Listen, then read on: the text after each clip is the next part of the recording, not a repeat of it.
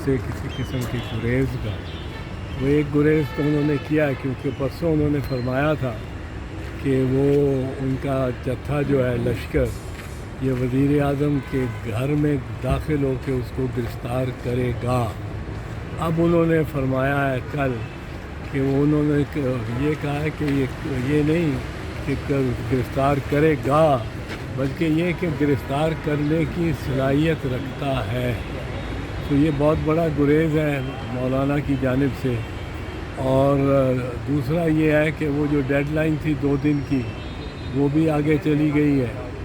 तीसरा अब चौधरी शुजात हुसैन बीच में पड़े हैं और कुछ कोशिश करेंगे कि मुज़ाकरात से मौलाना को मनाएं।